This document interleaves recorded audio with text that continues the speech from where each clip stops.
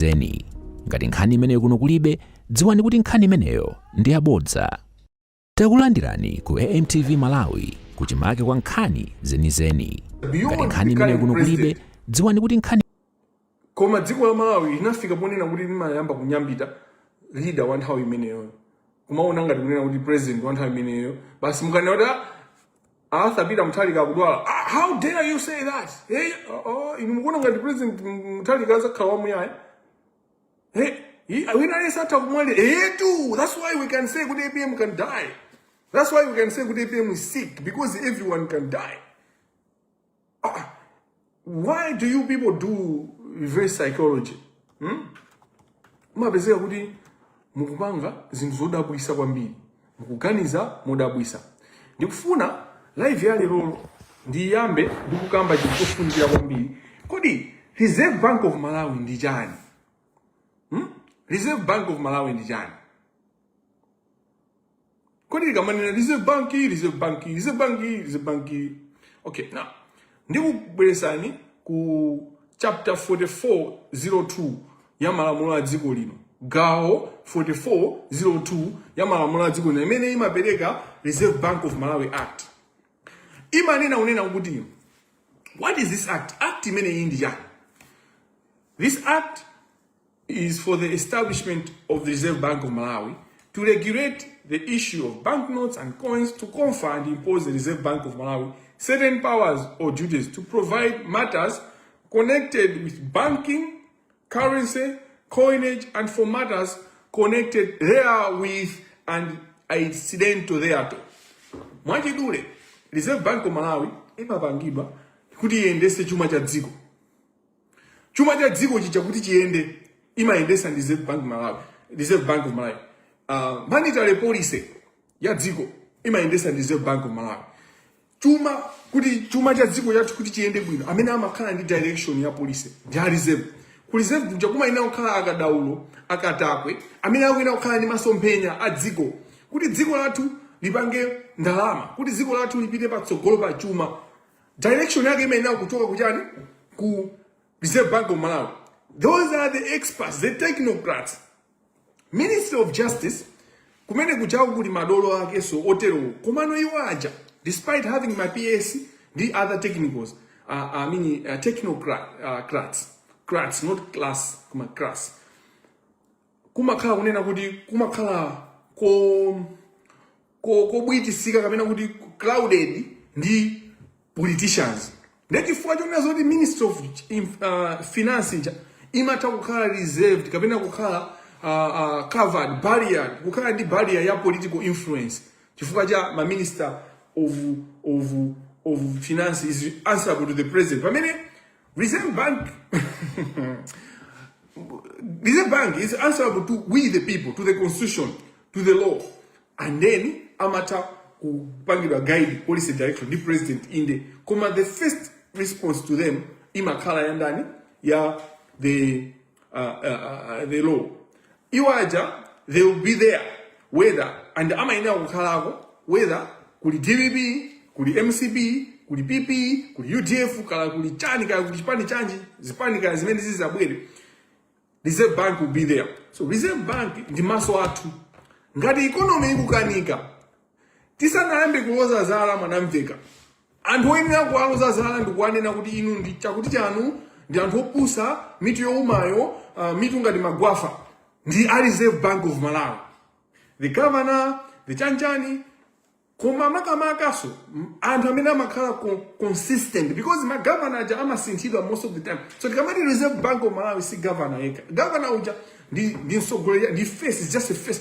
Koma kumene kuja kuli akatakwe. Olo kumayenera kukhala akatakwe. Fa dziko la Malawi imene lili economy ya Malawi yanga di banking konde, an economy that is acting or behaving like banking konde, sitinga yamigire kwambiri kumanena kuti kumene kuli akatakwe. 4 years ago, instead of now I'm looking at years as days. 4 years ago, Malawi Law Society inali ndi timati continued development CRPD ndi mala conversion inayo. Koma kunali maphunziro olimbikisa kuziwa zinthu ngati maloya pamene tikupanga zinthu zathu. Pamene timapanga mkumano umenewu tinapanga Malawi Law Society ndi Reserve Bank of Malawi. Reserve Bank of Malawi tinapangira ku Club Mark this training. Ndi training imene maloya amapita ma training osiyana pachaka pacha. And is one ways kuti sungapange new license yako malire kuti ukhalebe kuti ukuphunzira, because mutu wako maina uzipanga refresh ngati kwabwera malamulo anyuwani, ngati kwabwera maganizidwe asopano, ngati kwatuluka judgment yasopano, zinthu zosiyana komanso kungozipanga linyu ngakhale zakale zija.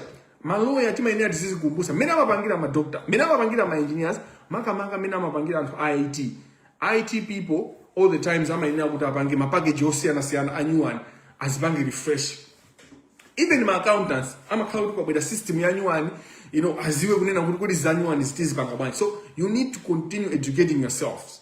But even when you are doing the practice on the ground, mapunzira zina, they might now my experiences aja, mubangane share, ngati my lawyer, ngati my accountants, ngati my medi, kuma as many simas wona kwambili mwa madogodala. I think madogodala tukwena ti awunike kuti madogodala inu kumalawi. Mukumakani ma conference ana amene mukumaphunzisana. Timati continued development, training, continued development training. Good, and hajazika bendi training while they anamaliza ndi tu college of medicine pano kuhesi kuja. Komano pamene akupanga zosiyana pakutuluka zina aziphunzisana. Iyo ndiyo ngodusa. Tili kumkumano kumene kuku kunabwera akulu a Reserve Bank of Malawi. Function anapanga finance ndiwo ndipo kunaliza kudya zokoma ndipo kunali mowa. Anthu amene amakonda mowa namamowa otheratu. Kuma tili nkati mwa maphunziro ndinafusa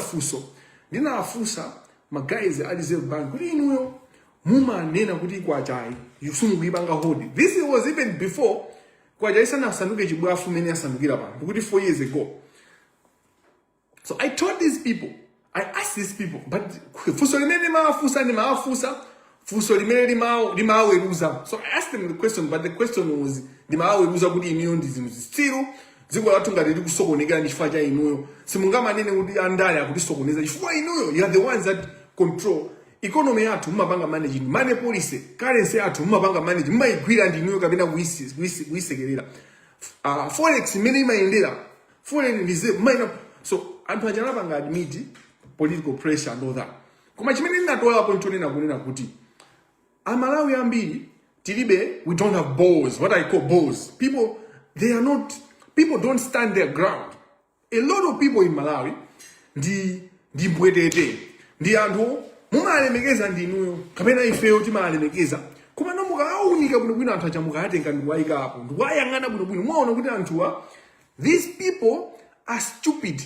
Your fathers, your uncles, amene mumalemekeza aja. Kakugwira ntchito ku Reserve Bank, kali ku Ministry of Justice, ku Ministry of Chanchan, Ministry of Finance, anthu amene, even anthu amene ali mabanki, the executives, ndimenekatu, ndizikupasa nzisanzo pazimene ndikunena justify why I'm saying kuti anthu amene amagwira ntchito ku Reserve Bank of Malawi, ku Ministry of Finance, ndizitsiru pamene mungaziwe kuti they do not stand on policy.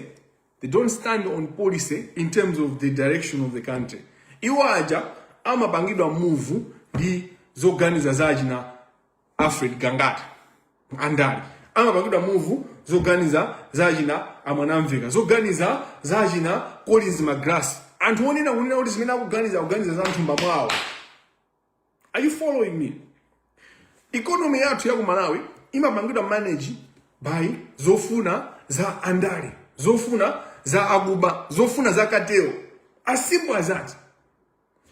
Ndichifukwa chake muona kunena kuti as a country we do not have forex.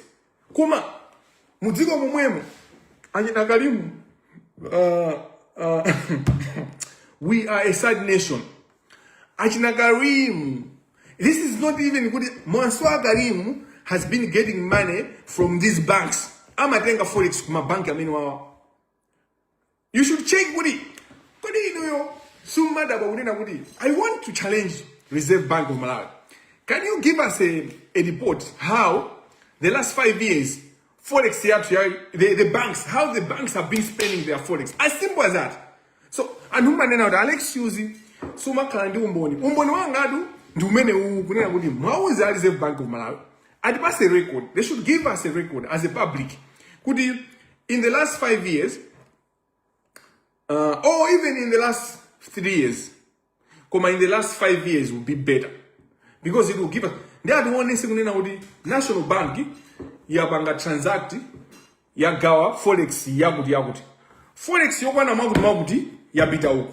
Forex, maguti, yabita uku. Forex, National Bank, and a new building society, NBS, inani, the Forex yotere in the last 5 years, yabita ku company, yabita ku boma, yabita uku, yabita ku monsa karimu, because I know all these banks, FDH Bank, Reserve Bank of, National Bank, FDH West, even FDH Bank, Osewa mabanka mwenyewa, they have been,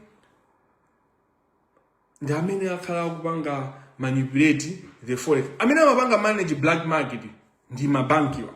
These are the people that finance the black market. The black market, it's no longer black. That's my argument. Black market is no longer black. Black market now is cream white market. It's cream white market because it can't be white market because it's not the official one, but it's cream white. You can't tell what is it the official banking system or it is the illegal banking system. Because my banking damina ka finance the black market. Reserve Bank of Malawi, mugayiwona Reserve Bank of Malawi. Indo one sesa kunena kuti mabanki akubanga zinthu mosogozedwa malamulo. What has been happening? Tikauza aku Reserve Bank Malawi, Reserve Bank of Malawi. Kunena kuti banki yakuti kubanga zakuti. Information ingabwera. Amayamba investigation koma kumapeto kwake amapasidwa ndalama and ena yake amauza kuti don't ameneyo atwa andale ena amaopyeza amene ajawo. Asibambana andevu aja ovala matayi every day oziona kuti ndi oziwa economy amazasiya ndikukhala pansi ndi pamene ndikunena kuti anthu amene wali ndi zitsiru ndi agalu ndi mbatata chifukwa as an expert nonse alize banko Malawi mayenera kuyima kunena kuti ineyo ndine munthu amene ndikuziwa kuti economy imayenda choncho and this is what we should do. Ndeno mukapeza information kuti this is the problem mumayenera kupanga sort out. So more fotokoza motambasula kuti amalawi amvetse Malawi naisa amvetse ineyo ngati ndatenga mwayiona ujeni botolo ili muli madzi mene muli madzi mumu ngati ndikuthira madzi muchibekete mumu ngati chibekete ichi kaya kapu iyi chibekete kapena ndowa koma ndingonena kuti kapu ngati kapu iyi yoboka ndi mabowa awiri atatu ngati ndikuthira madzi mukapu mumu madzi amene ndikuthira aja sindingaende nawo kafika nawo ku living room kapena ku sitting room kuti ndikampase mulendo sindingateke ngati kuli mulendo ku sitting room wandipempha madzi ndiye ndikuthira madzi aja mukapu koma kapu yo ngati yoboka ngati yoboka kapu ija olo ndithire madzi aja kangati olo ndiyende bwana ndikamakafika ku sitting room kumene kuli mulendo zikapezeka kuti ku living room uja mukapu muja mulibe mu madzi. Zimenezo ndi zimene zakhala zikuchitika. Kodi mabo amene ndikuyamba njani ndipo madzi amene ndikunena kuti akuthidwa mukapu ndi chani. Dziko kuti liyende dziko lina lilonse especially dziko ngati Malawi limene sitimapanga produce zinthu zambiri zimene zimafunika mdziko timayenera kugula kunja timakhala ndi what we call forex reserves. Forex reserves ndi chuma cha dziko lina currency ya dziko lina normally dollars koma pakhala pounds euro ndi zina zotero rand so imakhala useful in Malawi a little bit but we talk about dollars which is a currency for business, you know, unfortunately. And Mahata and these ambili zokamba zimenezi. Dennis Mahata. But my point, Dennis, I think I've made it clear. Ngati forex reserve yanu ili weak. Mulibe makama luza power. So what is happening in Malawi and Jan? And to fail to mabanga forex yokwania. I'm challenging you. Timabanga forex yokwanina yo titita kugula zosowa zatu. Zonse zimedi mafuna. Ngakale zomwe ndimanena so kuti ngati ndi zosowa. Si zosowa zatu kweni kuma zimene zitiazo tinazika ngati zosowa chifukwa zimabanga benefit katero ija. Ndeno this country mukamva zimene akuyankhula professor, this other professor ndamwiwala dzina lake koma ngobwera kumene kuchina akukamba ngati za fuel kuti siti kusuwa ife fuel tinayenera kupeza njira zina zopezera energy magalimoto atata koma chimene chimachitika ku Malawi chimene chili choopsa is 3 dimension since we are in the time of dimensions. Kateo through Bagiri Muluzi anapanga create tizinthu zimene ifeyo timayenera kunena kuti tizizisowa ndipo tizipanga kutesa system ya railway chanja kuti ziuza misewu ya ujeni mayendedwe apa nsewu chanja za transportation. So he created a Kateo ya transportation. Kateo ya transportation ija imene jana yambisa ndi Bagiri Muluzi ndiye anthu ake even nkhani ya minibus chifukwa Bagiri Muluzi mena matenga dziko la Malawi from panali ma public transport yomvekako sinali the best koma inali yothekako mabasi amayenda nditu kunkolokosa kuja kumayenda mabasi ma civil servants amakwera mabasi ochipa amnthawi yake nthawi yake muzi order imeneyo. I'm not saying Kamuzu was the right president, but he was better than Bagiri Muluzi. Apo bonde ndikuuze nitu ngati sumaziwa. Kamuzu was better than Bagiri Muluzi. Bagiri Muluzi is the worst president Malawi has ever had. Dr. Bagiri Muluzi. He is the worst president. Ndikunena asana mwali manena Bagiri Muluzi messed up the country. But the other presidents are not innocent. They have maintained the cartel. So ndakambaza transportation. What else did they do? Imene jayo transportation yako Malawi kuti tizidalira transport system ndi Kateo. Kumano, not only is this an issue, pali zinthu zina ngati fertilizer ife siku kusoweka fertilizer Malawi kuti tizikagula kunja. We can create ma plant bwino kumapanga create fertilizer. Kumapanga fertilizer ngati tikusowa fertilizer. Kumatikoza even kumapanga waji antimati manyoa. Tikoza kupanga create ma factory kumapanga manyoa ambiri okwanira nthaka yathu ndi yabwino sungayelekeze ndi nthaka za ku Europe sungayelekeze ndi nthaka za kumene ndili kunoko ku Europe kunoko nthaka zawo zinaonongeka anthu amene anayamba kulima kalekale ngati kunoko anayamba kulima mbatata sikalekale anaononga mithaka yawo nthaka zawo ndizoguga mukamaona paliponse pali chani pali concrete it's not chitukuko chimene ndifo nthaka ija singamene zinthu zooneka bwino nthaka za ifeyo sizimasoweka kuti zikagula fertilizer ku Ukraine. Koma Kateo inafuna kuti tikhale ndi need imene so that they should be making money. Them kuziwa iniyo AIP is just a milker. China ndi chani nkhani ya fuel mene kupangira muonaso transportation ndikuuze ndisanzo chimodzi nkhani izi mukuyenda kukhala awake you have to be alive for you to follow me because ndikukamba zinthu zimene zili sophisticated because Kateo si apa mwamba Kateo takes the best among us so akamapanga system yawo ija amapanga mochenjera kumene ndeneyo sindingakambe zinthuzo mosachenjera ndikuyenda kuti ndikambe mochenjera kuti inonso kuti mumvetse mukuyenda muzuke pang'ono brain yanu izipanga operate so ina manena kuti ukuthawa wayamba izi ukupita no you need to be able to follow ambiri mwa inu level of concentration yanu ndi ya mwana mamuziwa mwana sachedwa kupangidwa distract. So mwene mukwime, you know, that's why this conversation the adults in antomenali, 16, 15 kumabida uko. 15 ama kala mtu uganza bwino. Nemu kakalandika ka memory kamwana kabira ka memory ngati kachitete. Nkhani chamwa iwa ndikamba jani just because we break my zisanzo. Imene mwene you need to catch up with us. Not kuti ife ti bide palo kuti tiyambe no kukhala ndi memory so yanga tinuyo.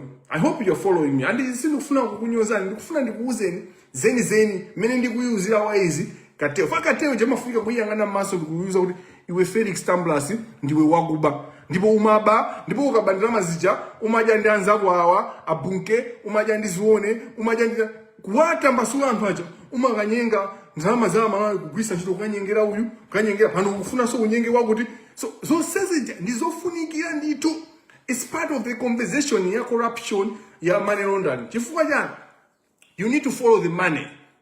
You need to follow the money.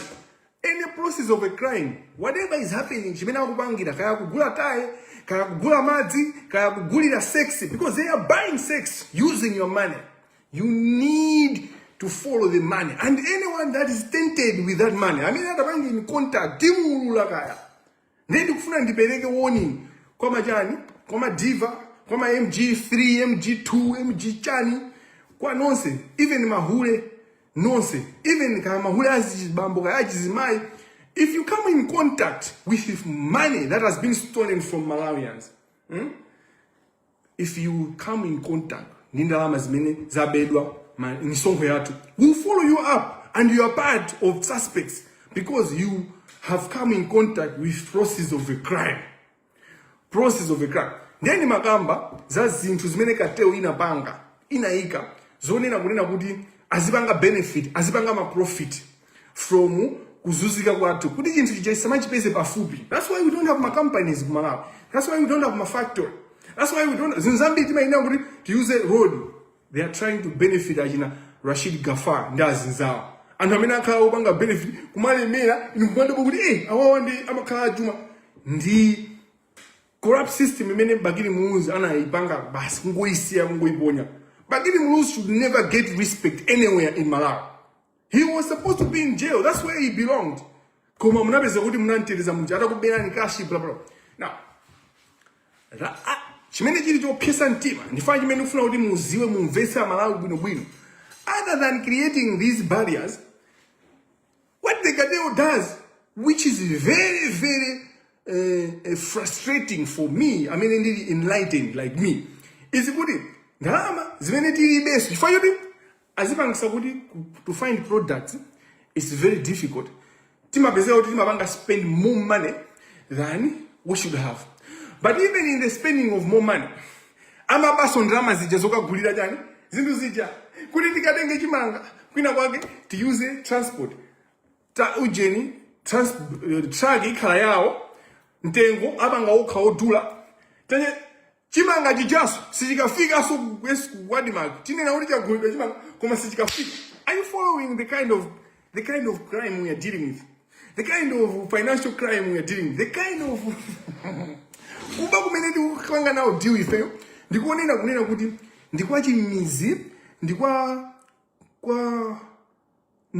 titakhala kuti ndife wotukwana kwa nyima kuba kwa tuvi kuti they have created a system yomwe ili yovuta and very expensive to their benefit.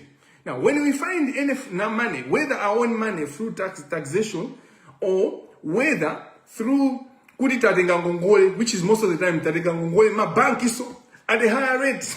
Logo borrowing maiziwa ino.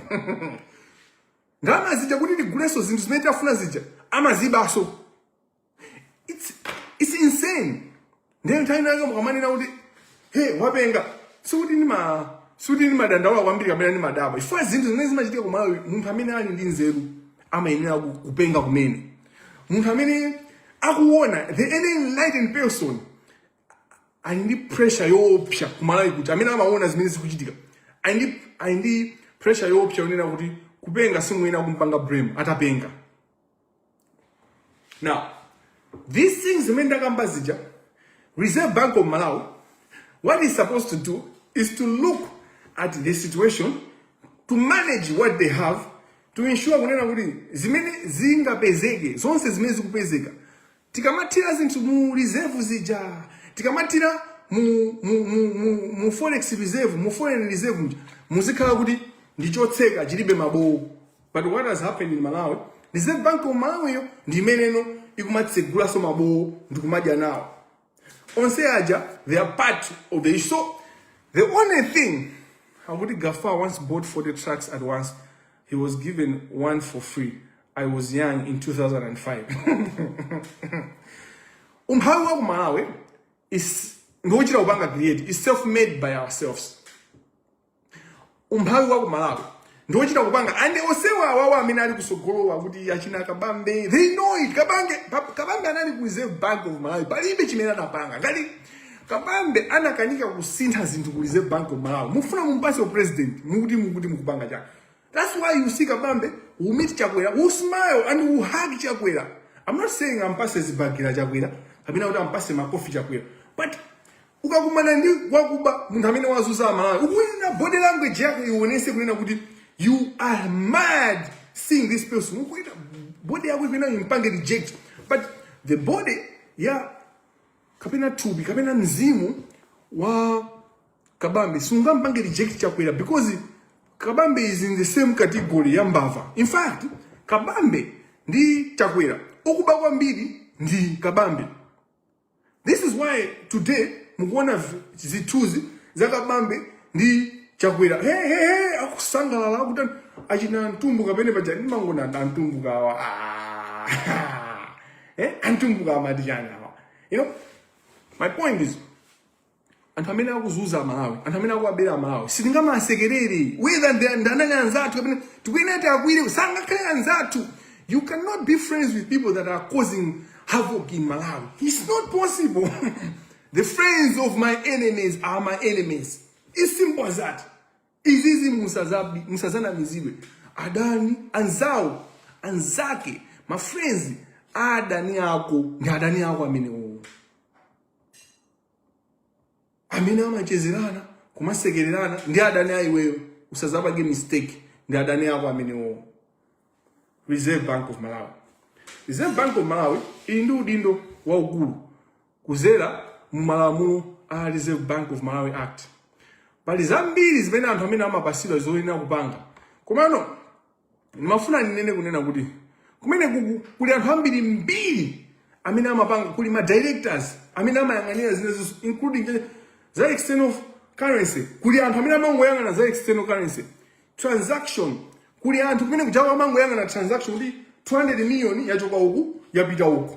Their job, they have a system. Palibepo transaction imene machitika ku Malawi Reserve Bank of Malawi osaziwa.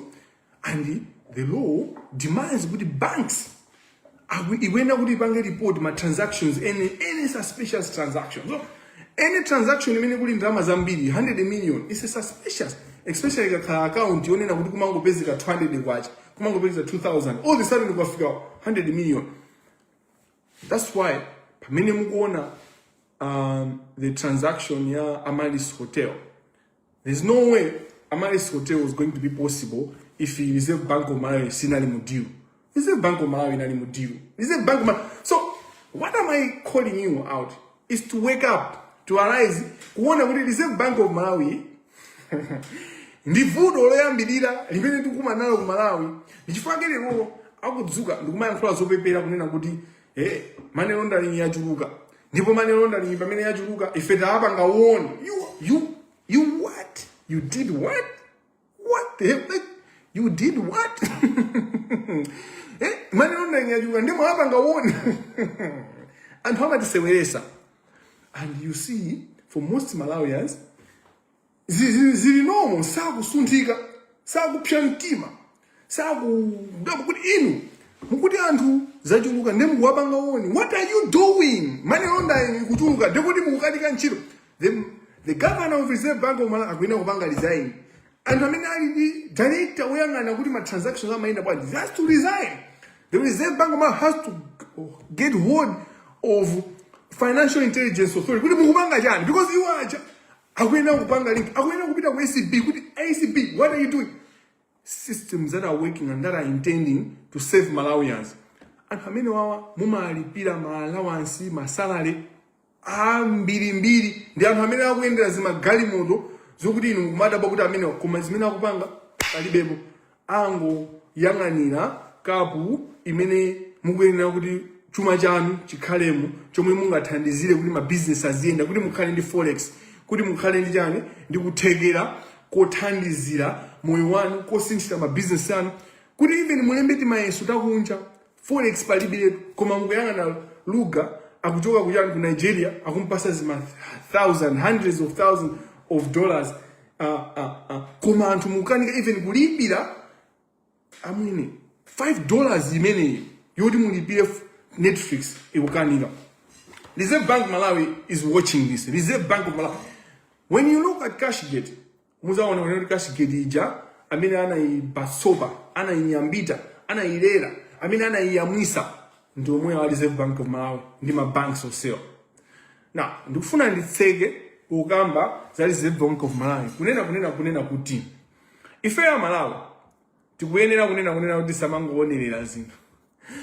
The financial policy in Malawi, the financial kamena kuti the money policy amene amayenera kuigwira ndalama ija ndi a Reserve Bank of Malawi. Ife timapepera kuti sitimafuna kugwira anthu amene pakhosi, anthu amene akuyenera kugwira pakhosi. Andale aja amene azimva zotaita, amene aja tizingo achosa kumapeto. Tiziyamba ndi aku Reserve Bank of Malawi, tiziyamba ndi ma executives a bank. Ma executives a bank. Ma executive bank amene ajawo ndi amene akupanga mukati yenjani mkulu wa banki ya nyenye. Chifukwa chani ngati economy sikuyenda bwino koma banki aja amapanga bema profit. Chifukwa chonezo kuti kusayenda bwino kuja kumachitirawo bwino. Dziko la Malawi likakhala kunena kuti ndalama zija sana zigwiritse bwino ntchito, misonkho sana tolere kwa anthu oyenera kutolera, anthu apanga rent free chifukwa chakatangale, komanso akatoleranso ndalama zija azigawana tantani. Boma likakhala kuti lili empty, then amakabwereka kuchani kwa mabanki. Mabanki aja, they love the government to borrow from them because they then put chi percentage chambirimbiri cha interest. So the banks benefit from your poverty. Umphawi wenyu kuzunzika kwenyu mabanki aja mapanga benefit. Boma lanu kukhala mbava, kukhala anthu okanika kuyendesa boma, the banks are happy. When you listen to story of Donald Trump, one thing that comes clear, which Donald Trump is open about to the world, is that the struggle, economic crisis is an opportunity for business people, especially real estate. So he brings out the economic depression in America, where he saw an opportunity and he started buying property, pantengo otsika, pantengo ozizira, because everyone wanted to sell. Zimaenda so into my shares. Kuti anthu akapanga predict kuti financial meltdown kapena kuti economy igwa, anthu amayamba kugulisa zinthu zawo mubalalika, so they buy. So mene zimayendera zimene zokunena kuti umphawi kuzunzika kwa anthu ena, zinthu zina zimene zimachitika kuti zikusokonekera mzigo, anthu ena they take advantage. A few people benefit and become untouchable. So that's why you see kunena kuti kwatuluka ma billionaires osazuka. Kodi inu ndikamakuuza kuti amalawi tazukani, kodi ngati ku Malawi kulibe forex, ngati forex kuswa chifukwa chani you are seeing miseu mwanu momwe kamadusa magali moto odula? Why are you seeing expensive vehicles akugulisidwa? Why? How are these business people managing to buy magali moto? Kapena ku Malawi kuja kuli ena ake amene akupanga magali moto. Magali moto amene aja akugula kugwisa ntchito forex, akugwisa ntchito ndalama zakunja. Kodi ndalama zakunja zimene zakuzitenga kuti? Ndalama zakunja zimene zimapezeka ku Malawi ndizokwanira kuthandizira wina aliyense ma basis. But ndalama zimene zija akuzidya ndi anthu ochepa, the selected few oziwana. That's why tikamanena ona tikatangaye, tikamanena ona kuti izi tisinde, amanena kuti wamisala amene musiyeni, ino ni nthawi yathu ya DPP. Anakuuza ni ndani kuti nthawi yanu ya DPP ndiye kuti musokoneze ziko? Kodi anakuuza ni ndani kuti mukanena kuti ino nthawi yathu ya DPP ndiye kuti ziko lisamayende? Inu, why are you this stupid? Ndi kufuna nditane anthu a DPP ena nonse ena chifukwa pali chakagulu kena kamene kakumvetsa ndipo kakumvetsa katsekuka, koma amene mulibe ogunata mu DPP muziwe kunena kuti inuyo amene mukuona kuti DPP chanja DPP yo simakuwerengerani. DPP yo inu sikukuziwani, inu DPP sikukuziwani. Ndipo ndifake information ina imene ndimakuuza ndimaona ngati kuti ndingokuuza ndikamakuuza kuti DPP makudwala, inu muona ngati munina IPM kamene ndikumfunira za chapo zoipa. IPM akudwala. He can't run this country. Akukanika akuyendesa dziko ndi anthu ena. Mukamanena kuti komano chabwino koma sizikuyenda. It's because the vision imene IPM ali nayo imene inu munamusankhira sangayiyendese chifukwa kuti sali bwino mthupi mwake, ndi anthu ena atengapo opportunity kuti apange zawo chigawenga. So tikamanena kuti IPM akudwala sikuti tikumfunira IPM zoipa kamene tifuna timunyazise, kamene tifuna timpeperese. IPM sitingampeperese. Iye uja alimene alili ndithu. Koma nkhani ndionena kuti IPM akudwala, and IPM akukanika kupanga rani dziko. So dziko la Malawi sitingayime chifukwa chokunena zokuti IPM akudwala. No, we have to move on. Tisalole ti anthu tinatake, ti anthu tinatake tochepa, tachina Ben Pili, Chaponda, Mwanamveka, Rosa Mbilizi, kagulu koseka, even amene akumenya na ukhaoka, they agree on one thing. Nende kuuze ne. Andale, kaya MCP, kaya DPP, okauka mumo, kaya MCP ndi DPP, kaya MCP, they fight for the opportunity to control the resources. But when it comes to corruption, they never fight to end corruption. Kodi ndikuti chani mchichewa? Zipani zanu zimene mulizo, zimene mmazikonda, kaya UTM, kaya DPP, kaya MCP, anthu amene wawa akamakokana. Eni amene ali mtika, ali mkati osati. Eni amene ali mtikawo akamakokana. Cheni imene amakokanirana ndikukokana kuti iwo akhale pa chiwongolero. Azitola, azitenga mmene angatengere. Koma samenyana, sakokana kuti athane ndi umphawi wanu, kapena ndi mavuto wanu, kapena asolve mavuto anu. Ndeni pamene mukwenda kuzuka kuti no mudani kuti mukhale behind Kamangila, koma osati Kamangila as an individual, koma Kamangila as a thinking. Mukhale behind my thinking, mukhale behind the awakening, mukhale behind enlightenment kuti dzukani zikoli angalipulumuse si kabambe. In fact, by constitutional operation, mene malamulo amayendera jene ansa ndi amene akuyena kumalamulira dzikoli. Koma dzikoli sikuti angalipulumuse ndi jene ansa, mwina anthu simukumvesa ndikamakuza kuti panopa by the operation of the law, jene ansa ndi amene ali president wa dziko. Kungoti anthu ndombambwana, including jene ansa also ndombambwana, sakufuna kutenga responsibility. Komano dziko lisudata lipulumutse ndi jene ansa. Ndiwe ndi ineyo. Abambo iniyo, ngati iniyo, ana iniyo ngati mukulephera kupita school fees, kupita ku school for school fees. Makolo anu ndamira ndi vudo chifukwa they are watching to be impoverished kapena kuti kusaukitsidwa chifukwa cha decisions amene andale amapanga, including supported by the technocrats. Reserve Bank of Malawi, my bank executives, ndi business ochepa, achina Monsa Karim, achina Castel, umvantu, don't touch more cow, don't touch. Amafuna muzilezera choncho kuti musamaganize bwino. Basi muzikhala ndika ka 5 minute excitement. You should be excited for 5 minutes. Reserve Bank of Malawi ikutigwira kumoyo mmanja mwake muli sabola amene ikunena kuti yauza makateo kunena kuti baso. Really? You want to warn people for being criminals. Mukwabanga warn anthu for being criminals. You don't warn criminals, you arrest them and you punish them heavily. You throw a brick of a wall of bricks. You smoke them out from the hose. Mauna onse amena bisala. Maina kuti kwapanga smoke out, ndikuwagwira ndikuwamanga. Kwaphwanya timiyanja tawo, kwaphwanya timiyendo timina kugwisa ntchito kuthawa. That's what you do to a criminal. You don't warn a criminal. Kodi ino Reserve Bank of Malawi. Reserve Bank of Malawi. Chuma chathu sumati panga warn kaiba. Malamulo amene munapanga okuza forex, they are in a way that prevent muntu wati ndalama take tochepa takunja. Mmayobika zimalamulo zambiri. Koma malamulo amene amayina kuti apange control chuma no ma forex ya mbiri at an institutional level as a bank and the Reserve Bank of Malawi mwasiyasiya mauna chifukwa choti mukupanga benefit nino agalu ndaguba ndi Malawi titani fuso nkumatero. Rise up and demand accountability, demand justice, demand kuti zinthu zisinthe. You have to demand. Then kufuna ndiyambe kukuuzani a tons of bricks. Yes, a tons of bricks. Thank you. Ndinu ya Malawi yanyage starting up. What do you know? Mukuona ngati Reserve Bank of Malawi yapanga statement imene jangu mukufuna. Inu nufuna ndikufuse kuti statement yonena kuti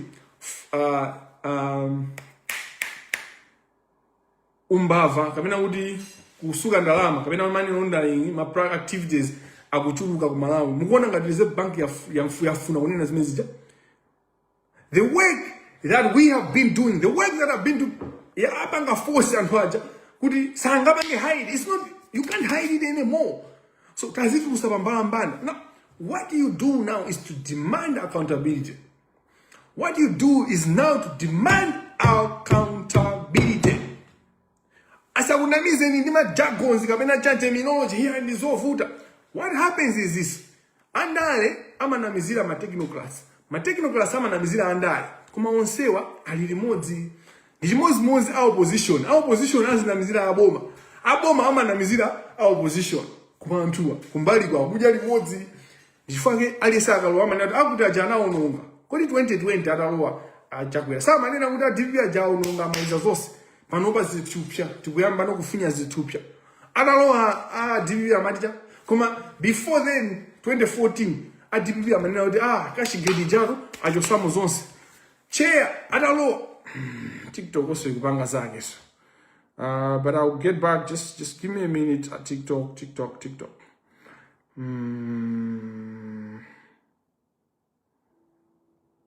Okay, we're back. We're back in business, baby.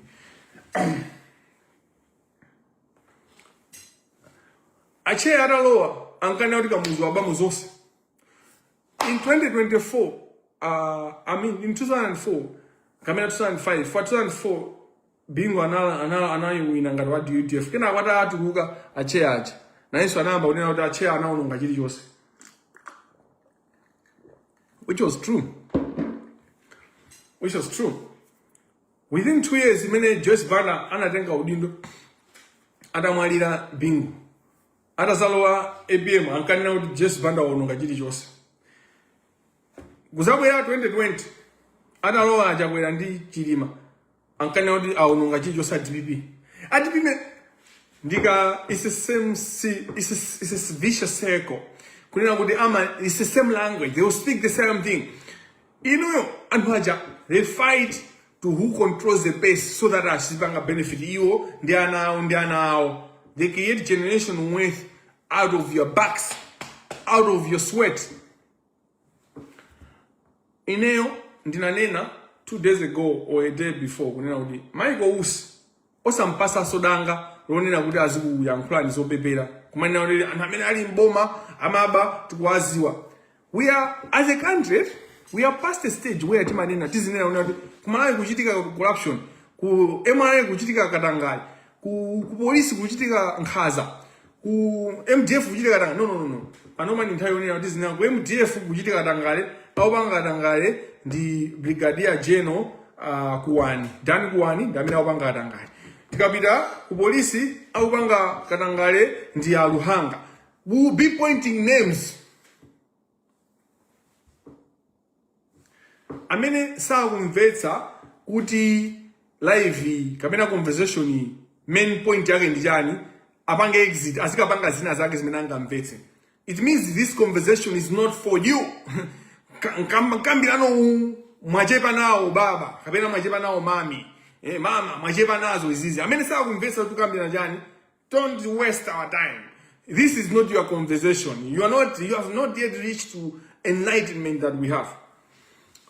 Now, going to what I'm saying, even atupele muzi kajina kabambe asama kubwereni kuma kunamiza kuti katanga ya kuvuta mboma kapena vuto athu ndikatanga azikuuza kuti vuto ndikatangale ndipo katangale ku judiciary akupanga ndilavu muchikupa madise Ken Manda ndikagulukosa azikamba akapita kwina ku immigration kodi ku immigration chifukwa chani mukanika kupeza passport azikuuzani chikuchitika ndi chakuti tinapereka contract kwa anthu olakwika anthu aja kutibera and amene anapanga benefit contract kupereka kwa anthu awo osatha ntchito ndi abambo akuti abambo awa ndi kuti achinaniki chakwera anapanga benefit limodzi ndi vilumbiko mumba kuti zinthu zisokonekere zisolopane komanso titabwera ifa TVB kuti zinthu zati zikonze anthu amene anazitenga ziyeso achinapita mukito achina Norman Disala analowesako so jango yawo because Norman Disala, do you remember Norman Disala amaendera my immigration mpaka na kukaendera ku Blantyre kutokana ati amba kukonza nje ziti pati zimezi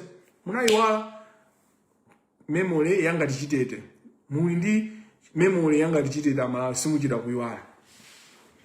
Let me get to an example of a money launderer. Imene ndikunena kuti Reserve Bank if is serious iyambe kumanga anthu kuzenga anthu milandu kugwisa ntchito the office of the director of public prosecution kugwisa ntchito Financial Intelligence Authority kugwisa ntchito ACB and any other power that they do have because these people are ndi anthu akadaulo. Now munthu mmodzi amene ali money launderer ku Malawi ndi Felix Tamblas. Unfortunately, you have made Felix Tamblas your Commissioner General. But Felix Tamblas is a hardcore criminal, a money launderer, at any standard, in any country. This anayambe kukamba za ku Morocco. The example ya ku Morocco ku Casablanca, where anapita ndika kulugake, kumena makapanga spending ndalama zokubelani inuyo, which at normal rate ndimene amagwirira ntchito ndi sala imene amalandira sakuyenera kukhala ndika gulu yeyo chaka entroji kupita nako ku Casablanca.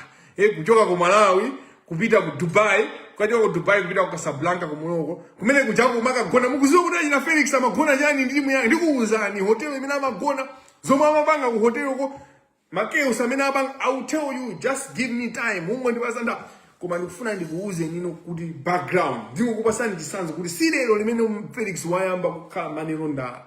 Sikuti laundering money wayamba lero. Iye uja ndi expert wa money laundering ndi chigawenga. Uchigawenga wa Felix unatuluka kalekale.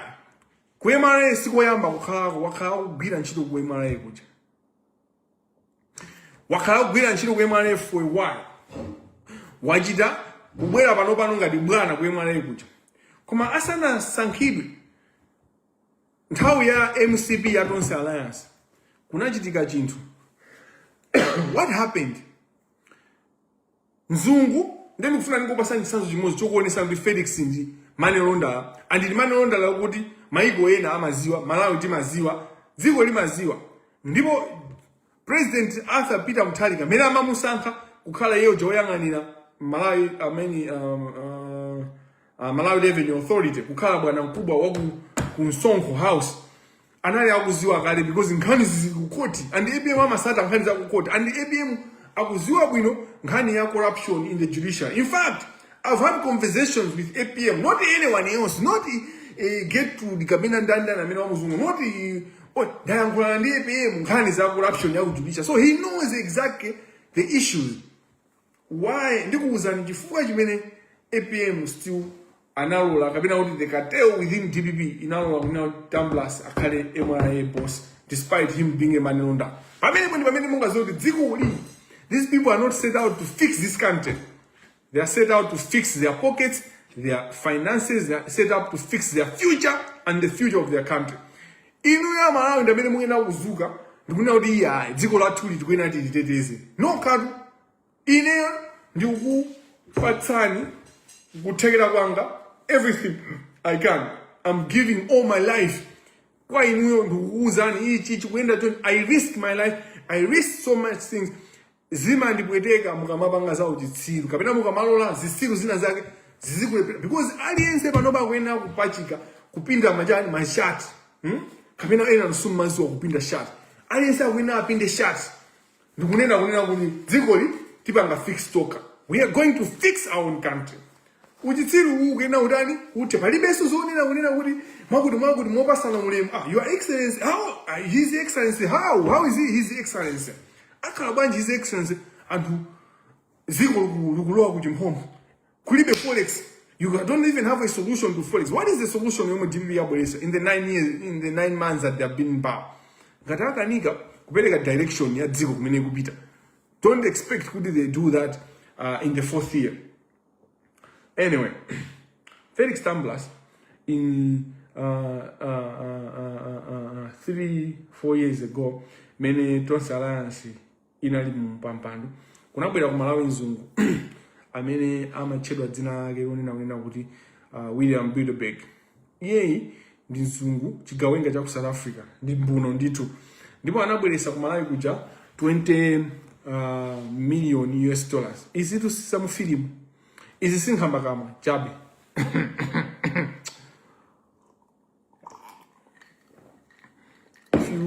Ngati mukuona kuti Kamangila umboni amangokamba mupite pa Malawiri mulembe kuti William Bilderberg kubwera magesi angapo magesi ena ajinangeni manda othawisa ndalama zomwe ndira zifotokoze mwachidule ndiseka pompano ndingolola anthu awiri atatu amene alandira chikwama kuti asiye kai za IAS ndi akatanga ya ujeni Tamblas ndi anthu oyipa kwambiri. Even when they die, you Malawians should never stop talking how bad Felix Tamblas is. He's evil. Evil people, death should never exonerate the criminals and the bad people, evil people. Imfa sikuti wena ikhale mathero amachimo kapena kuti uchimo wao uthe pamene amwalira anthu aja. Anthu amene aja ndiwena kuti ziyakambabe mpaka na akazamwalira ndipo osasiya kuwatchula zoyipa zawo ndi mmene awonongera dziko. Wina aliyense amene wawononga dziko, including azimayi amene osaweruzika amene panga nawo spending drama zimene abera Malawi. Kama panga nawo spending drama zikumuwa kaya ku Dubai, akapita ku Dubai kaya ndi ku Casablanca achinazione CEO akuti CEO wa Airport Development Limited. Like we play too much in this country. We play too much. Timapanga zachibwana. Anyway, we are bigger wafika kumala into $20 million US dollars. Dr. Jean Kabiminta is aware, is notified, the system works. And how they notified, they hold the money. Is easy, exactly. This is money laundering that is happening.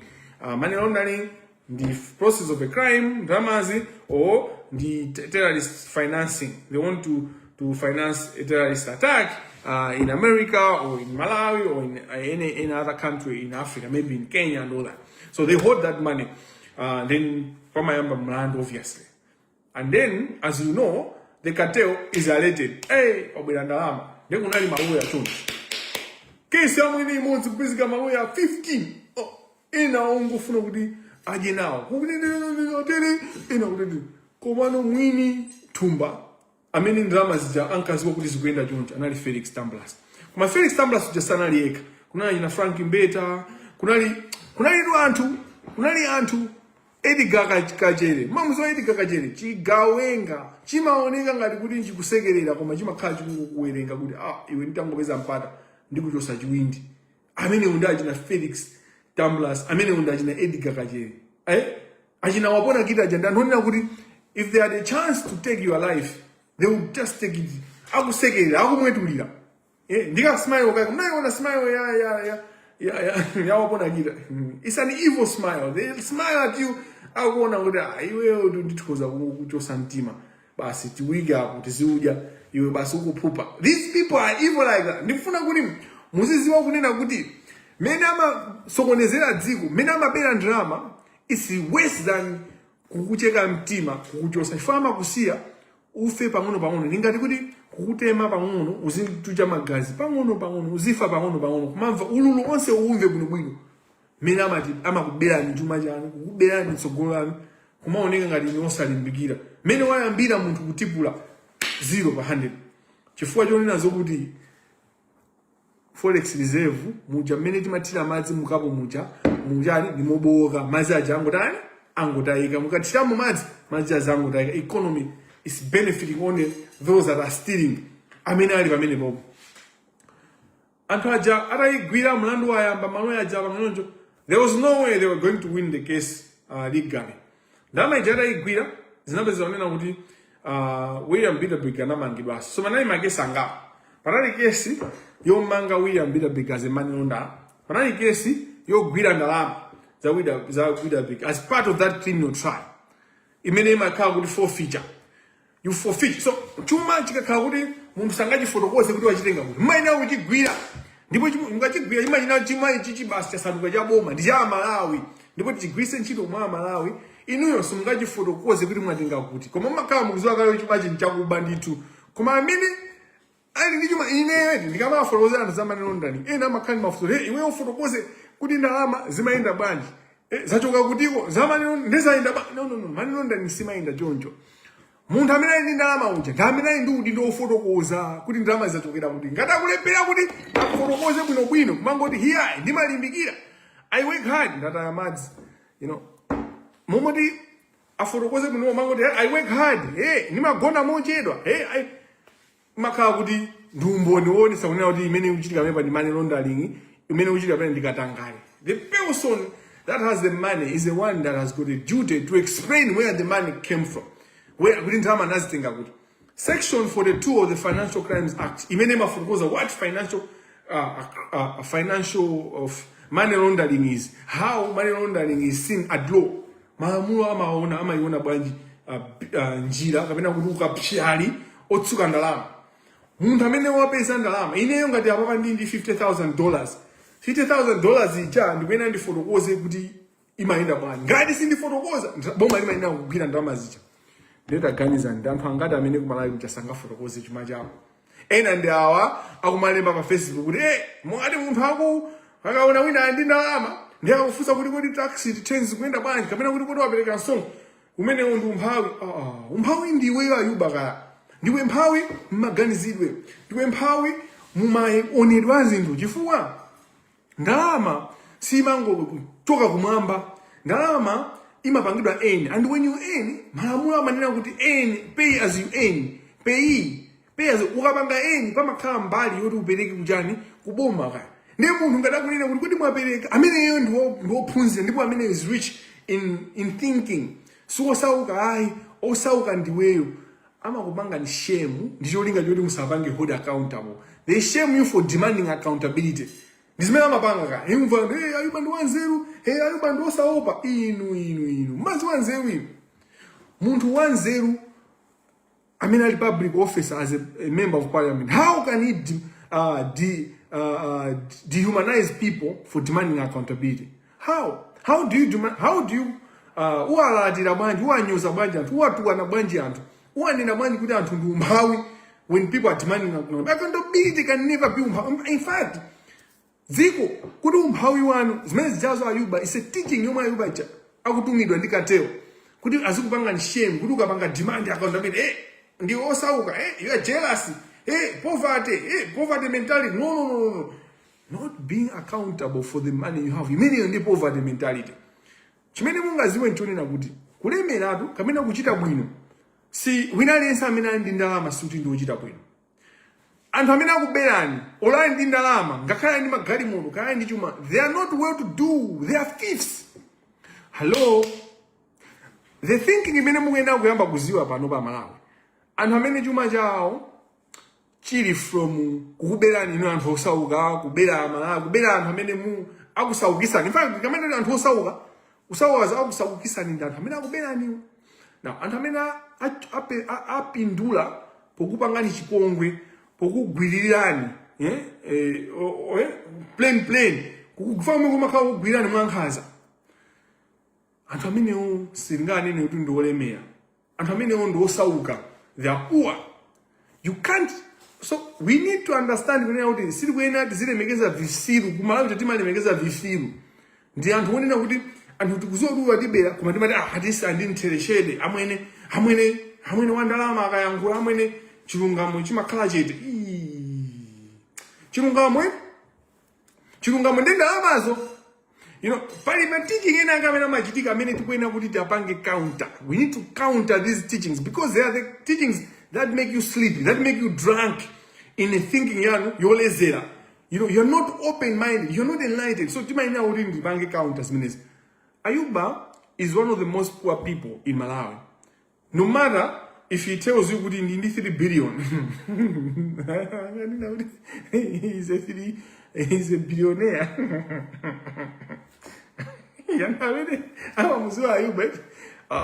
They laughed for a week, like, Ayuba, 3 billion.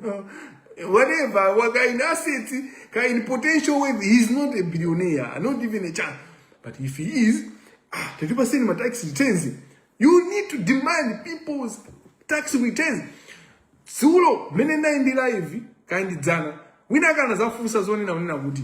Kodi tilibe chifukwa chani tax number. Wina aliyense ziko maiko ena otukuka. Maiko anthu oganiza bwino. Wina aliyense amakhala ndi tax number. So titsiru ngati Ayuba galu. Mwanambwa. Mwanambwa.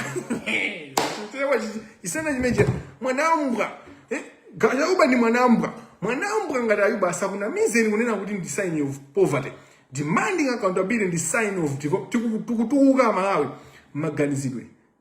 Mwanambwa. Ayuba ni mwanambwa. How can he shame you for demanding accountability? Ndikuseka chifoti namatitani olondirire We just have to have energy to fight these people and carry our work. Ndalama zijazigwira, build a big, alikuchichiri. You know what started happening? Exchange of money. Mwa account, mwa Felix Tamblas, mnalo wa 2.7 billion. Izi sindu ugamba za kamba. This is the reality. Mwa account, mwa Edgar Kajere, mnalo wa 900 million. This means this document is documented. Sangabange raised because the banks will be held accountable. And the many only office of the financial authority, financial intelligence authority. And my documents, I mean, now, you know, I have all those things that have been made available to me. For the last 2 years, I've been holding this information, these things. That's why I've stood out to say, judiciary is corrupt. Ndama ziyazida owa, and when I mean, ndama zambili, kuma transactions, I mean, ni maswanga, Felix, 2.7 billion in our account. Edgar Kajere, in our 900 million kwa account kwake. This is what the analysis my cash is means my 500 million manja. Ajina Frank Mbeda anaja hapo many million. Ajina then remember this guy William Bilderberg is in custody over money laundering charges. There are all sorts of offenses, accounts that were lodged against him. Chikobadu, Love Mochikoba, the current Deputy Chief Justice, knocks on the door. Yeah, the current Chief Justice, Zigamanda. Anabanga na matiku mwenye anagulizana. Kesi, ya Bilderberg inali before, how can I forget this worship? How can anyway, Chief Resident's Majesty, then I don't know how I can forget his honor, because he's very honorable. Let me check his name. Apologies. I need to mention this guy because he's noble. This guy is noble. This guy is noble. He's amazing.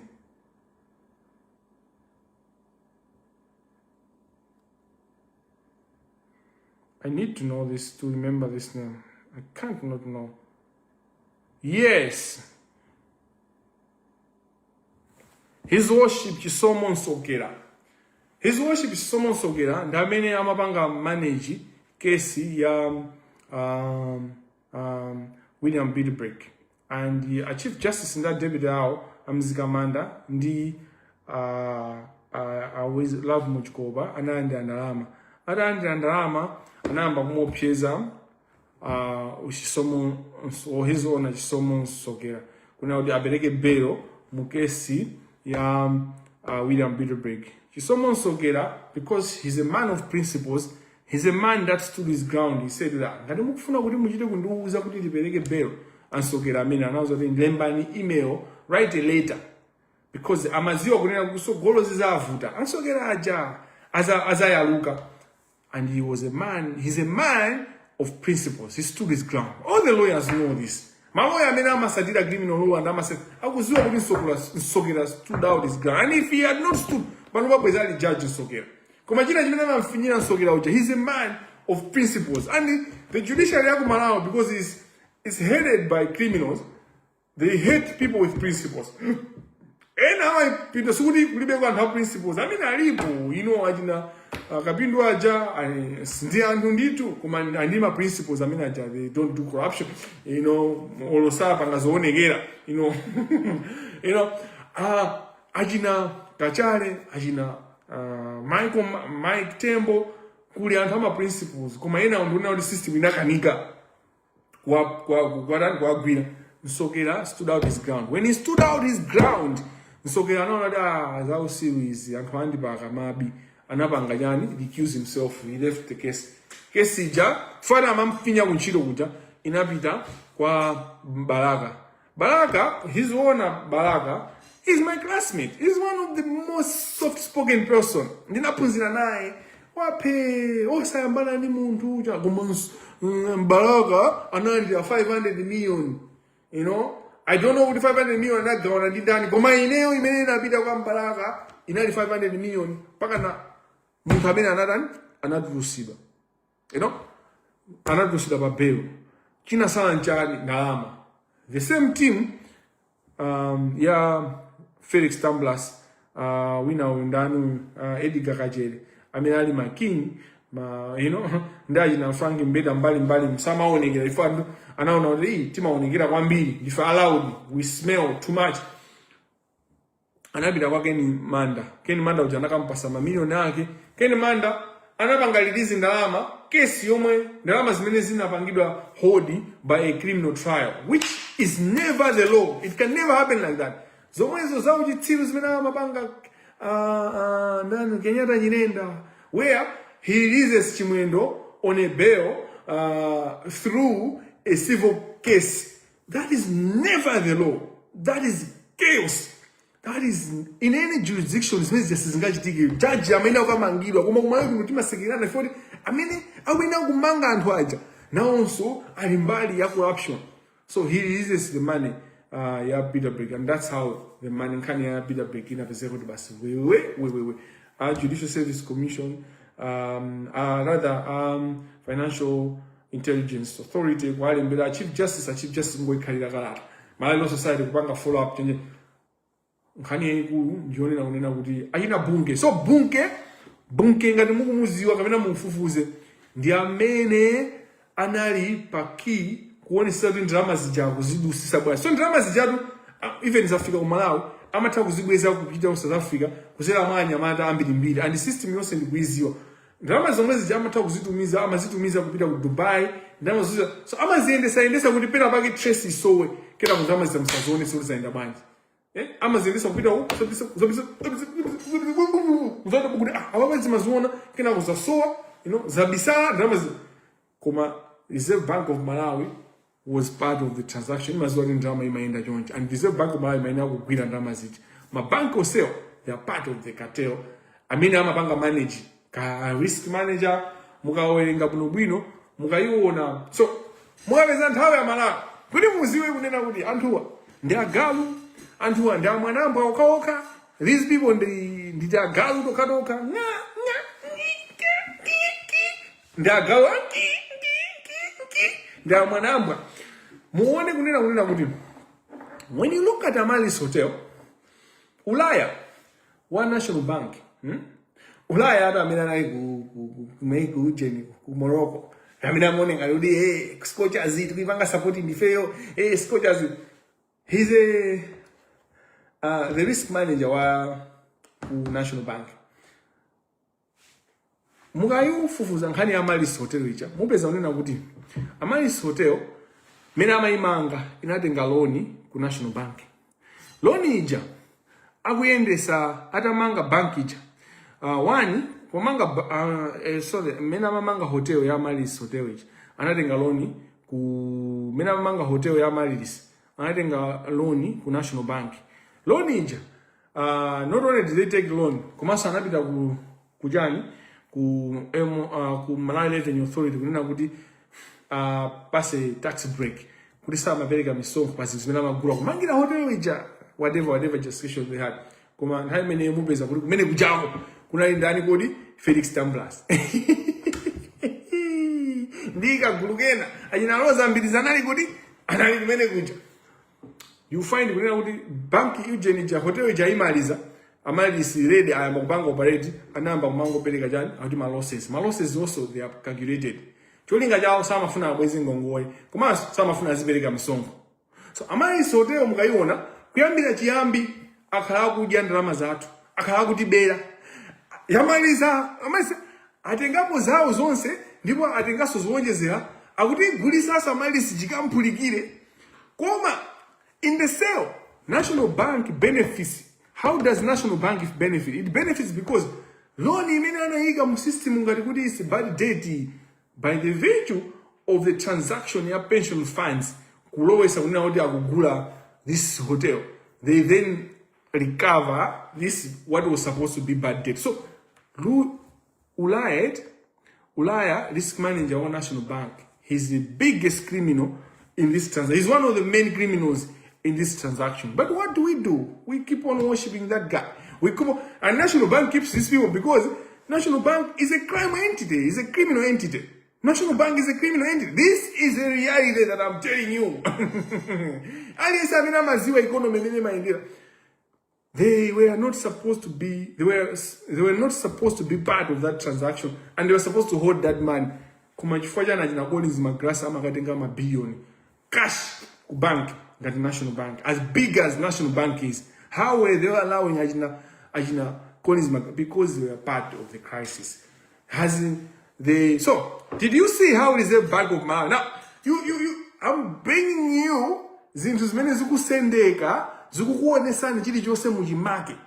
How the cartel is connected. Reserve Bank of Malawi, the banks, Ajina Felix Tambla. So the individuals plus the institutions.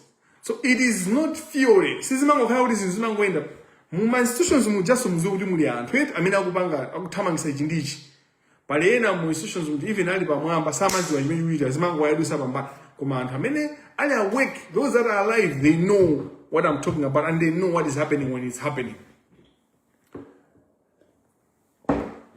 Pamene diwi jandai urusa ku Malawi ku mtundu wa Malawi, then parliament yamba ufufuza yamba kuita na zamba kubeba Malawi. You know what happens?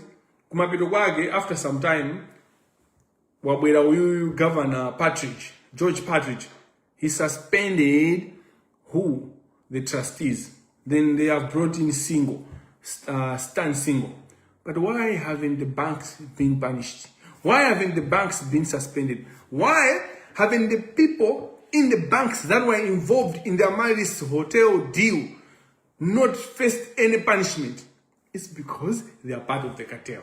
So, tikamaya nkula za speech ya lero imene anena Reserve Bank of Malawi about this money laundering. It's a middle finger that is coming from the cartel. Kutuza kunena kuti mundemutani, ndemungatani, money laundering kuchitika inde ndiye. Basically, that's what they say.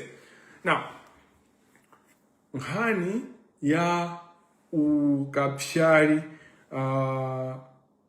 uyuyuyu Felix Tamblas kukhala part of the bigger picture of the bigger criminal in terms of money laundering, Yambuyo Dimeneo. Now, let me bring you to Scotias in Morocco.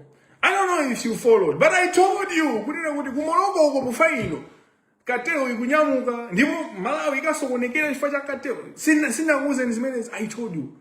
I hated to be telling you that I told you.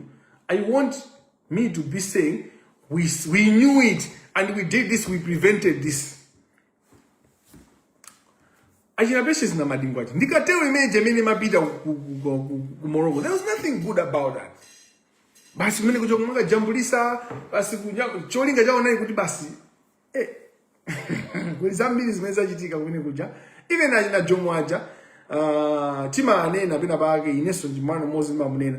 Kuma jomu has a lot of stories to tell you if you had a chance. Kuma bina baga masikida bakamu. Chifuwa joni na zori kateo ndi yokuti ajina jomu njima takwa gwira mashabwada. Ajina jomu aja mena ya ulila mjo kukanika kusunda. Kuma jomu aja knows a lot. He has a lot of complaints he can give you about Morocco. About the final game many Malawi analuza. Zimene zinkachitika kuti game ija haluze.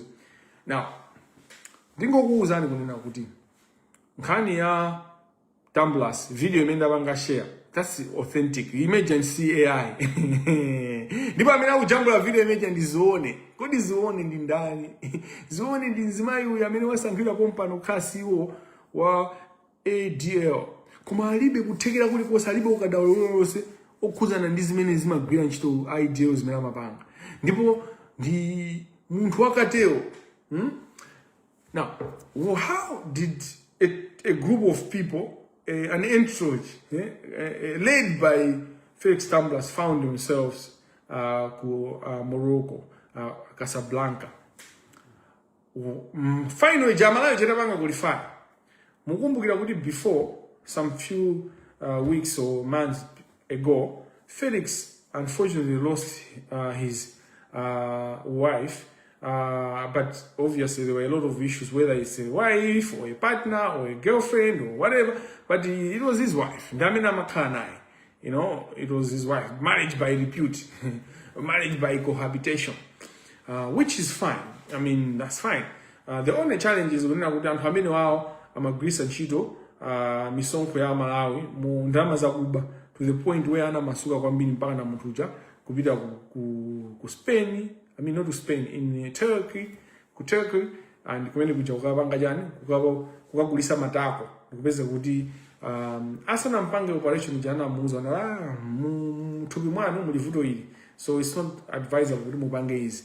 Iwa jana kakamira kuti ini ndipangatu ini, and then ata sana pange anazo kuti sainani apa musindike lezidachitika atabwera kumudzi this is maenda anapeza kuti apanga develop infection pamene anapezeka ku South Africa kuti apanga treat infection ija then amaya jana mwalira chifukwa infection makhala akupasa zimankhwala zipanga affect liver zipanga so atakuza kuti munthu anafa chifukwa choti liver inadani koma liver ija kuti ipange zimene zozo ndifukwa chonazo kuti munthu uja amafuna kututubisa kapena kukulisa matako zimene zili zinzodabwisa ifanani mai wabwinobwino ali bwinobwino, you know, and izizi mutha kukafusa ku mwayi wathu kuli documentation amayaja anafika kai 2 weeks ali ku Malawi konkono kona amayi wathu alina izikwanisa pitani konko kumena kupangani koma I think he also sana akapita so konko kaya I don't know what happened koma unfortunately we lost the lady, the young lady, and all that. I say this because we need to face the reality, and it is uzana chilungamo mene zili. Komano, why am I giving this example now? Maliro muja, munkhani mene maliro akuchitika panali anthu amene amathamanga amene feli anagwira Felix Tamblas amafira kuti anthu anandigwira anthu anandigwira mkono, which is good, and it's good to be there for each other. Maliro akationekera azovuta zikationekera. But what happens then? Final, he goes on that group yomwe imayendesa maliro akuluakulu munandigwira pa maliro a Pepsi aife amene ali ndi kufuna ku Morocco. So Felix offered to take a whole entourage by virtue of kuti anthu aja anamuthandiza kuyendesa maliro. Do you see how chaotic this is? Do you see how your Forex, do you see how your money misonkho yanu imene imagwisidwa ntchito? Now, do you see how relationships, sexual relationships, has a connection to process of a crime? If you don't see, ndinouma mutu kwambiri. Osati kuma mutu kwambiri amaganizira ayuba. Kuma kweni koti kumalo pesa ziko kuyenda. Fanya na ayuba aja, amakuuza ntima 15% truths, ma 30% truths. Kina kama bwesa 70% lies. So ini yomba komedwa ndi 30% truth ija ndikupezi kuti mwakodwa ndichilai 70%. You need to be aware. So ayuba suti chicho simapanga ata in his mouth is not true. Pali ka 30% kamera mayankhula ka zoona ndipo zanzeru ka 30%. Ndiyama zipanga lauda ndiyama zayankhula no zombwambwana zopepera inuma zazipanga phagi limozi ndizo ndi 30% makapanga accept the 30%. Mabeza sotu mukupanga accept the 70% zomwe zizaboza. Then magidi Muluzi TV komano in a different form and in a different class, in a different you need to be enlightened. Ndiye anthu aja muziwe kunena kuti Forex inapezeka kwa anthu amene wawo. Forex inapezeka kwa jina Felix Tamblas anakwera ndege zawo kumapita ku Dubai. Kagulu kamene kajawo, you know, ndikaguluru ndika intro. Kukafika kumene kuja amagona ku Hotel imene iyi ndi hotel yayikulu kwambiri. Imene timachira kuti Madron Hotel. Now, when you're in Casablanca, Madron Hotel, nthawi ya WAFCON, it was more expensive. Any Madron Hotel in any world, in any country, imakhala yodula. Koma nthawi ya World Cup, it was more expensive. And mukuzowa nthawi ya World Cup kunena kuti Madron Hotel inali pa home pandani, inali hotel imene nthawi ya final, it was dedicated to the Cameroonians. So kunali so chipokoso kumene chachimpaka kuti Malawi akuzatani ku hotel ndiye achina Tamblas anali kuti kuone sona defend boma kaya. You know, kunali chimbalano momene umamwedwa kumene kuti ndikuoneseni zithuzi zimene ndili nazo, kuti ndikuoneseni chaos imene machitika, ma groups si ndikuuzeni zimene amapanga anthu amene amapanga anthu amene akakhala limodzi mutha kukhumudwa misonkho yanu zimene amapangira nayo kusaweruzika kumene amapanga anthu amene wa misonkho yanu. So anthu amene wawa not only did they use ndege zo expect. Did you see the picture I showed you? Ali mundege tumene muja mukayang'ana papeji panga mupeza kuti ndayika chithuzi anthu ajaku mamwa pa bala imeja mundege tu inu ndege yoti mukakhala mundege mankhala pyati kulephera kukongola miyendo anthu amakhala mundege ndi bala ameneyo public officer wa ku Malawi ndiko losauka kwambiri pa dziko lonse lapansi mbwana otolera misonkho awera ndege muli bala. They can't wait kuti akafike pansi kuna akafike mundege momwemo kukhala ndi bala ndikumamwa ndithu mnyowo waso wodula unena kuti mtengo wake iniyo ndi salary ya mwezi wonse. Ameneyi bwana otolera misonkho. Pali zinthu zina zake nzoyipa koma pali zinthu zina zake nzawo satana nizoyipitsitsa. Aina Felix Tamblas ndi a satana, they are evil. Ndipo inuyo amene mmasekerera ndipo amene mukuwapanga welcome ndipo amene mukuwanyambita including inuyo ndi anthu amene mumapanga enable the corruption ndipo mumapanga kupitiriza ndikupanga call upon the Reserve Bank of Malawi if they are serious, if they can change and start doing the right things. Start by demanding accountability ya awawaji na Felix Tamblas. Then mukamwina Felix Tamblas mumufufuze kuyambira nkhani ya William Bilderberg. Silingango lumpa zinthuzi kenako tiziyamba achinagwamba ati apite kumene kucha achinagwamba. Ndipo mu example yanu simunachule mu music industry anthu amene akuba kwambiri amene akuzembesa ndalama kugwisa ntchito mashow komanso panopa tichenjere even mapatewa maukwatiwa anthu akhoza kumapanga maukwati ndi cholinga chonena kuti azembese ndalama. Funa ndalama anthu abaza ambiri komano zikusowa kuti aziwesa mwanyi mu system. Ndiseke by inviting a number of people, just few people who can make comments. Ndinaona anthu angapo ndithu amene amaoneka ngati ndi kukhosi kwawo kuyabwa. Anthu amene amafuna kuti mwina atapanga comment.